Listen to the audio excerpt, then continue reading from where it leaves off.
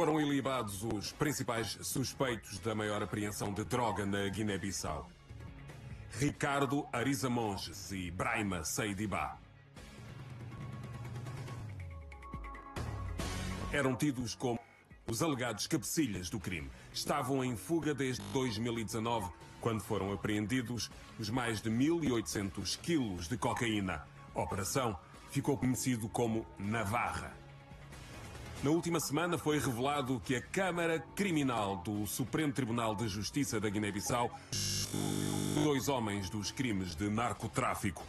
Em 2020, o Tribunal Regional de Bissau condenou 12 pessoas de envolvimento no caso, entre eles Brahima Seydibá e Ricardo Ariza Monges, que foram julgados à revelia por entrarem em fuga. Em Bissau, a absolvição decidida pela Câmara Criminal do Supremo foi criticada pela ex-diretora da PJ do país. Esse tipo de decisões leva ao respeito da corrupção. Tem que haver uma luta contra a corrupção em todos os setores da vida pública, mas muito em especial ou muito particular no sistema judiciário. Também o espaço de concertação das organizações da sociedade civil contesta a decisão, diz que põe em causa os esforços de combate à criminalidade organizada e que desprestigia a imagem e a credibilidade da Guiné-Bissau. Mas os tribunais são soberanos.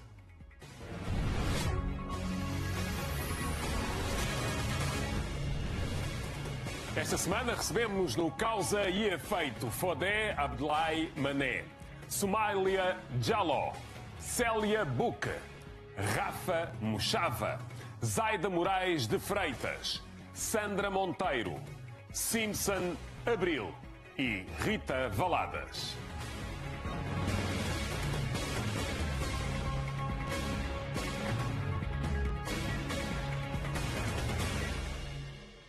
Bem-vindo ao Causa e Efeito. A Justiça falou. 2 dos acusados na maior apreensão de droga realizada na Guiné-Bissau foram absolvidos. Não chegaram a ir a tribunal por estarem a monte. Foram julgados e condenados à revelia. Causa a credibilidade da justiça guineense, corrugou algumas vozes de Bissau. É nosso convidado, o professor e jurista Fodé Abdoulaye Mané, a quem agradeço a disponibilidade. Professor, a decisão do Supremo é clara e bem argumentada no seu entender? Nem uma nem a outra. Primeiro, os meus cumprimentos. Vejamos, fala de tráfico de drogas pesadas como cocaína. Sabemos que a Guiné-Bissau não é produtora nem é consumidora, quase serve de país de trânsito. Isso significa que há envolvimento de várias entidades, portanto, há conexão com vários países. Para que haja apreensão deste tamanho, é preciso o envolvimento de várias forças policiais, pelo menos. E neste caso concreto, houve envolvimento, para além da nossa polícia judiciária, de algumas polícias que colaboram, da DEA dos Estados Unidos e da polícia senegalesa, da polícia francesa. Então, isso quer dizer que fez um trabalho cuidadoso, respeitou-se todos os procedimentos de investigação até chegar na apreensão e julgamento na primeira instância. Mas nós já vínhamos na primeira instância uma tentativa de a possibilidade de um julgamento justo, como deve ser. E isso foi mostrado nessa decisão do Supremo. Então, quando lê o acórdão, com o que é que não concorda? Qual é a falta de substância, no seu entender, para a argumentação que leva à absolvição? Primeiro, a composição da Câmara Criminal não obedeceu aquilo que é o procedimento. A composição da que algo foi encomendado, porque foram sabe-se qual é a tendência, qual é o modus operandi de cada magistrado. E até o juiz relator do processo da Câmara. E também mostra alguma deficiência. Um juiz que esteve numa instância anterior, depois, já quando o recurso subiu, ele já estava no Supremo. Não ia. Isso mostra que o sistema não funciona. Discordei desta composição da Câmara, da forma como foram repescadas as pessoas para constituir o coletivo Navarra Crime.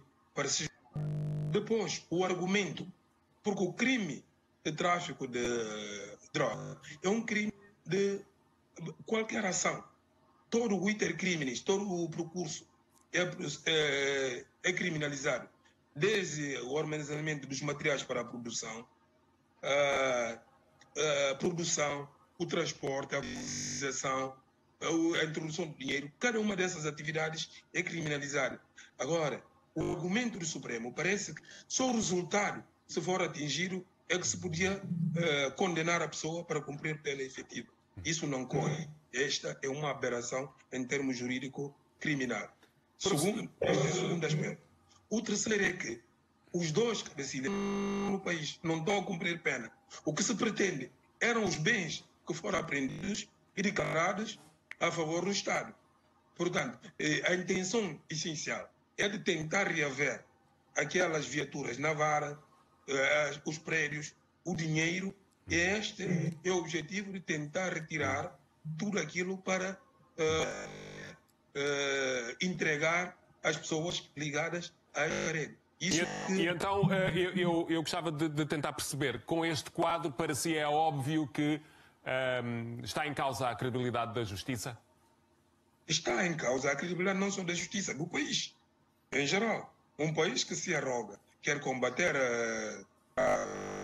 nós já vínhamos no recurso, no da relação, havia essa tentativa de libar e devolver os bens, os materiais que foram apreendidos, que estão ligados a este processo.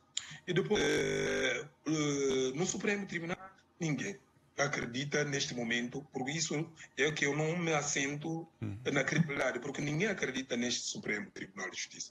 Tanto a sua composição, a eleição que vocês devem ter acompanhado dos dirigentes deste Supremo, as sanções que foram aplicadas contra algumas vozes contestatárias, e podem ver no próprio acordo os argumentos do juiz que se declarou como vencido, mostra que os próprios magistrados não acreditam na própria justiça. Entende que este desfecho coloca em causa a credibilidade da justiça da Guiné-Bissau? Isso é evidente. Coloca em causa a credibilidade da justiça, coloca em causa a credibilidade das instituições do país. Porque não é só a absolvição. Primeiro, já mostrou a ineficácia do sistema. Como é que os cabecilhas foram prendidos e conseguiram fugir do país? Segundo, por que é que se insistiu na obtenção deste acordo? Porque alguém quer devolver aqueles bens que foram apreendidos ou beneficiar de tudo aquilo. Tudo alarmou a população, por causa precisamente do escândalo que isso provoca. Nós sabemos, foram avultadas somas que foram apreendidas em dinheiro, dólar e euro. E, portanto, viaturas de altas cilindradas que estavam ligadas, tudo isso vai ser devolvido em nome de quê? E depois há a possibilidade, para quem leu o acordo, essas pessoas entraram com uma ação contra o Estado da Guiné-Bissau para serem indemnizados. Segundo o acordo, foi feito uma apreensão ilegal, portanto as pessoas foram julgadas ilicitamente. Então, quando é assim, é porque o Estado da Guiné, em todo o seu segmento que interveio aqui, não procedeu como deve ser. Deixa-me tentar aqui saber, é possível que estes arguidos, agora libados no fundo, é possível que sejam condenados ou eventualmente abrirem processos noutros países que também participaram nesta investigação do caso Navarra? Acho que é possível, porque, primeiro, é um crime transnacional. O tráfico de droga, principalmente desta dimensão, como estava a dizer na introdução, é um crime que está conexo, que tem ligação com vários países.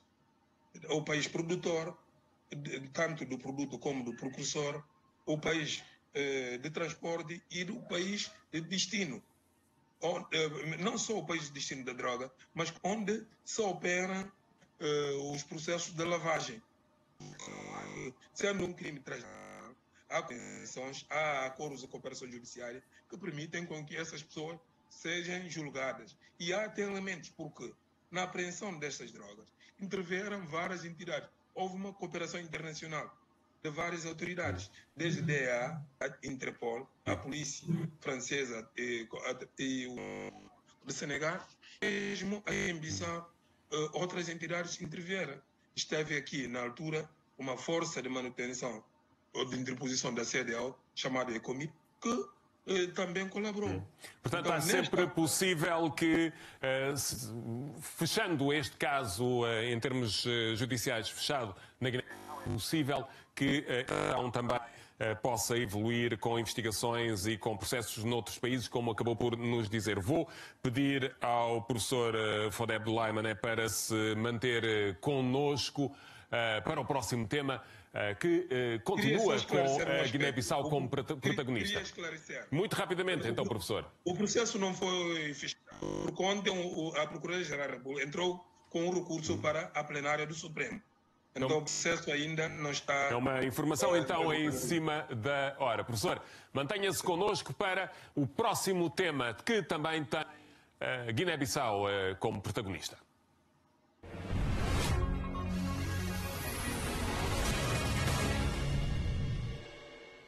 É uma estreia a vários níveis. Guiné-Bissau assumiu pela primeira vez a presidência rotativa da CEDEAO, o que significa que é a primeira nação africana onde o português é uma língua oficial a desempenhar esta função. O Presidente da República declarou que o país tem de estar à altura das responsabilidades que passa a assumir. Volto então a chamar o professor Fodé Abdoulaye Mané à nossa mesa e junta-se também Soumaila Diallo, ativista político e social. Bem-vindo. Quais entende que são as prioridades para a Guiné-Bissau, que tem estas funções da CEDEAO?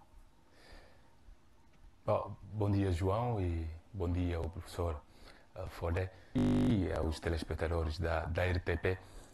Para mim, o mais importante é olharmos para o contexto em que a Guiné-Bissau é chamada, através do Presidente da República, Omar Sissoko Embalo, a exercer funções do presidente da CEDEAO. É um contexto que, ao nível da sub-região, é feito por graves problemas de segurança e perigos claros à continuidade e consolidação da democracia nos países que fazem a organização e toda a sub-região da África Ocidental. Podemos falar de golpes de Estados mais recentes no Mali, no Burkina Faso e na vizinha Guiné, a chamada Guiné-Conakry, mas também podemos falar das tentativas que o presidente do Senegal, Macky Sall, está a fazer para forçar o seu terceiro mandato e as perseguições que os seus adversários políticos são alvos, até no ponto de a oposição, o Ousmane Sonko, ser impedida de participar nas próximas legislativas. E também, olhando para o quadro interno da própria Guiné-Bissau, nós temos um presidente da CEDEAO que é presidente de um país em que a mesma pessoa está a jogar todas as cartas para controlar o desfecho das próximas legislativas, mas também assegurar o tempo indeterminado. Se quisermos, podemos ver para quem foi nomeado para as funções do Ministro da Administração Territorial, Fernando Gomes, saiu das funções do Procurador-Geral da República, onde usava essa instituição para perseguir adversários políticos e líderes políticos opostos aos interesses do regime liderado por Omar Sissoko Embalo. Vamos falar do novo Procurador-Geral da República, Bakary Biaye, que em 2018 tinha sido sancionado por própria CEDEAO. É importante dizer isto, por própria CEDEAO, porque não estava a facilitar a aplicação do acordo do Conakry, mas também, para fechar esta parte, termos no Tribunal de Justiça José Pedro Sambu, que nas últimas presidenciais, em funções do presidente da CNE, cometeu o lapso mais histórico da Guiné-Bissau em não assinar a ata que proclamava Omar Sissoko Embalo como vencedor das eleições presidenciais. Portanto, estamos num contexto fértil de insegurança e de a democratização de toda a sub-região, e quem a CEDEAO escolhe para presidir a organização é um dos presidentes mais conflituosos e com envolvimentos não só a Vamos nível... escutar o professor Fodai Mané. Professor, impactos internos para si desta nomeação, desta escolha da Guiné-Bissau para a presidência da CDAO? Primeiro, o que é que se esperava da CDAO? Devia ajudar no diálogo interno, ajudar na consolidação do Estado de Direito, mas vimos que, como disse bem o Sumaila, não existe esses princípios internamente na CDAO, nem nos países que são timoneiros desta organização. Então, para a sociedade civil, na maioria, diz que a CDAO já não existe, apenas é um clube de chefes de Estado. Então, nessa condição, qual será o impacto? É legitimar aquela deriva autoritária do Umaro Sissoko Embalo, referido muito bem pelo Soumaïla Diallo, de controlar todas as instâncias do poder. Isso é que vamos ter. Não se pode esperar que a CDAO vai facilitar o diálogo interno, porque os países que restaram da CDAO não existe neles este tipo de diálogo. Por exemplo, no Senegal, o Macky não dialoga com os seus principais opositores. Alassane Ouattara está a almejar o 4º mandato, por isso não assinou a ata ou as resoluções da última cimeira. Temos um poder hereditário. Portanto, então, significa que a CDAO deixou de ser a CDAO dos povos, como era almejado, passou a ser a CDAO dos países. Então, o que é que a Guiné-Bissau pode esperar? Primeiro, porque esta deriva autoritária deve manter uma legitimação da comunidade internacional através da CDAO, porque vai se dizer não é a União Europeia, não são as Nações Unidas, mas sim é uma organização subregional. Por isso, não se pode esperar. E a outra, está-se a tentar enganar a população de que a Guiné-Bissau foi eleita. Não, é uma presidência rotativa. Depois, até por ordem, em algumas situações é que alguns estados opõem. Chegou a vez de estar na letra, podemos dizer, se a Ana devia ir para a Gâmbia assumiu aquilo que é mais importante da CDAO. É a comissão, a presidência da comissão, que é o órgão executivo. O presidente da Cimeira do chefe de Estado apenas orienta e serve. E a Guiné-Bissau não tem decisões, não pode servir, não pode exercer uma diplomacia para ajudar na estabilização. Professor, é exatamente este o termo, este o ponto em que eu queria chegar neste momento, que é, existem quadros no país, na Guiné-Bissau, que possam conduzir dossiês tão complicados como as negociações no Mali, a questão ainda na Guiné-Conakry. Há pouco referiu-se os efeitos do golpe de Estado no Burkina Faso. Há essas pessoas na Guiné-Bissau? Há pessoas individuais, até digo, a nível da sociedade civil. Mas se não há negociação em termos internos, não há cumprimento dos princípios constitucionais. Imagine, veja o que temos. As pessoas não podem recorrer a instâncias judiciais para reclamarem um determinado resultado eleitoral. A CDAO contribuiu para que este procedimento pacífico seja posto de lado. A Constituição depende da vontade. O Umaro tentou impor uma Constituição, não foi possível, retalhou a Assembleia. E isso, estamos perante uma ilegalidade. Depois marcou-se sem respeitar as datas previstas na lei eleitoral. E formou-se um governo. Mas esses são aspectos que têm a ver com política interna e não com o papel que a Guiné-Bissau pode ter em termos de presidência de situação. Não pode.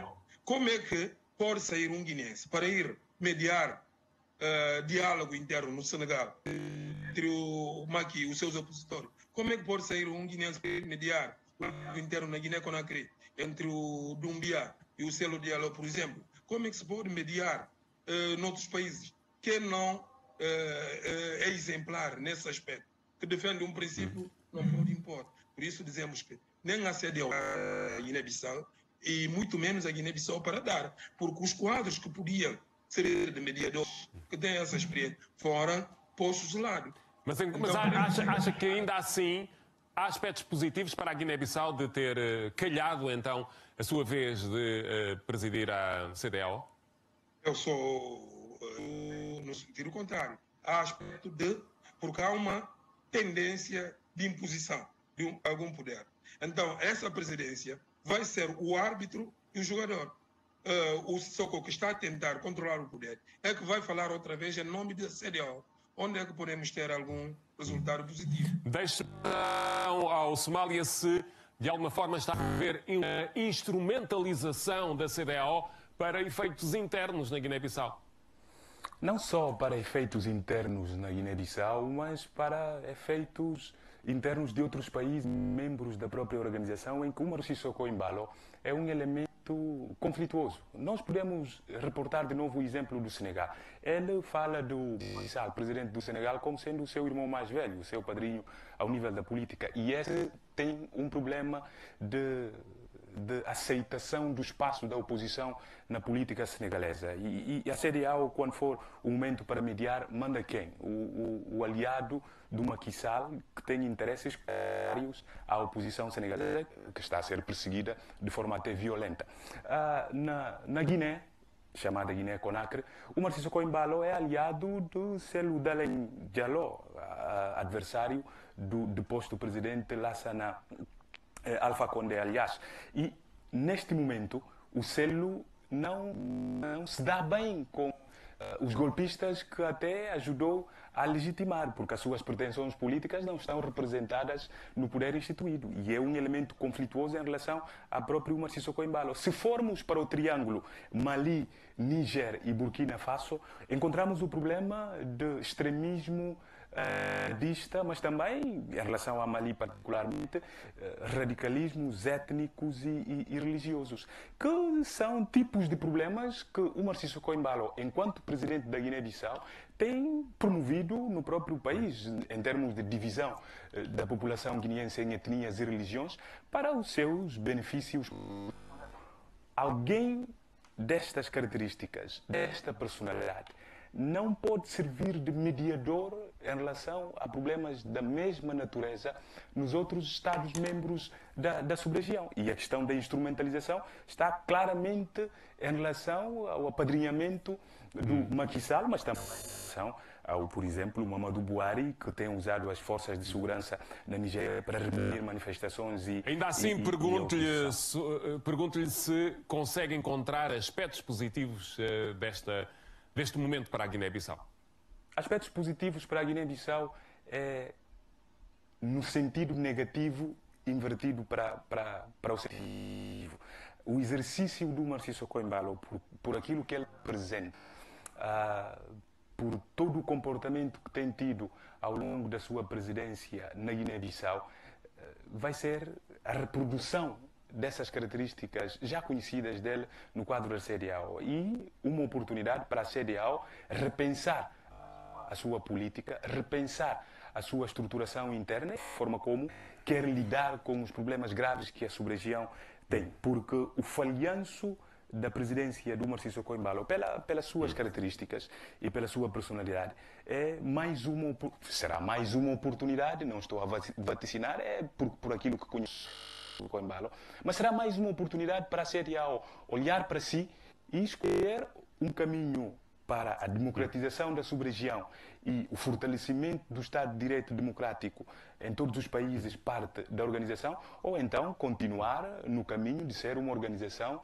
de clubes particulares de influências em relação aos presidentes da organização e de interferências externas a defenderem os seus interesses também. Que então esse seu registro Somália Diallo. Agradeço muito ter vindo ao Causa e Efeito, também ao professor Fodé Abdoulaye Mané ter vindo também partilhar estas ideias em relação à Guiné-Bissau agora assumir a presidência da CDAO.